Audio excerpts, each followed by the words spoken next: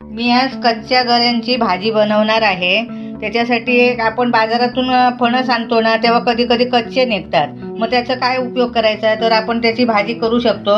जर तुम्हाला आवडत असेल तर तुम्ही कच्चे गरे आणून भाजी करून खाऊ शकता।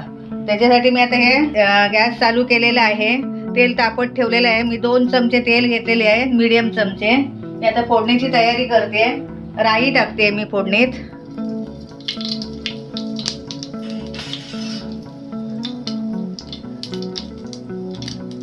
राई चांगली तडतडू द्यायची आहे। आता मी हिंग टाकते। हिंग जरा जास्त टाकायचं आहे, कारण ते ह्याच्यामुळे आपल्याला गऱ्यांमुळे त्रास होऊ नये, गॅस वगैरे होतो म्हणून।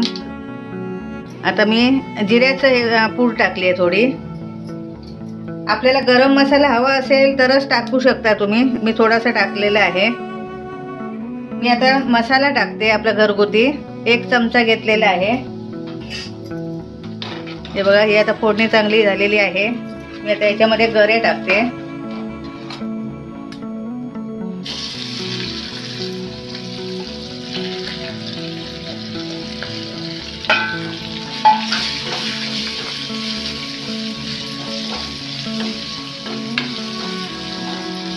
आता चवीनुसार आपल्याला मीठ टाकायचं आहे।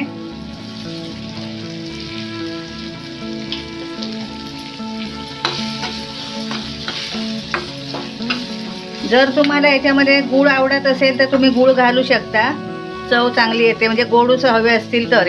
मुळात गरे हे थोडे गोडूस असतात, म्हणजे कमी गोड असतात हे कच्चे गरे। त्याच्यामध्ये तुम्हाला गूळ हवा असेल तर तुम्ही थोडासा घालू शकता। हे आता बारीक गॅसवर आपल्याला 3-4 मिनिटं ठेवायची आहेत वाफवायला।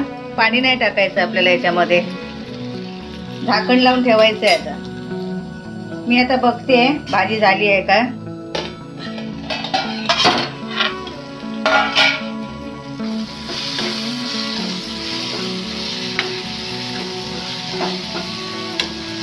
मी आता ह्याच्यामध्ये ना थोडंसं आलं लसूण पेस्ट घालणार आहे। जर तुम्हाला नुसती लसूण घालायची असेल तर तुम्ही ठेचून अशी घालू शकता फोडणीमध्ये। मी थोडीशी आलं लसूण पेस्ट टाकते जराशी।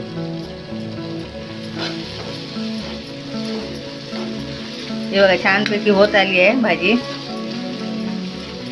आणि ही झटपट भाजी होणारी आहे। आपण कच्चे गरे काय करायचं हा आपल्याला प्रश्न पडलेला असतो। मग अशी भाजी आपण करून खाऊ शकतो चपाती बरोबर, भाकरी बरोबर वगैरे। आता हे गरे चांगले शिजले आहेत, भाजी चांगली झालेली आहे। मी आता गॅस बंद करते। ही आपली कच्च्या गऱ्याची भाजी सुक्या पद्धतीने झालेली आहे, आणि खायला छान लागते ही भाजी।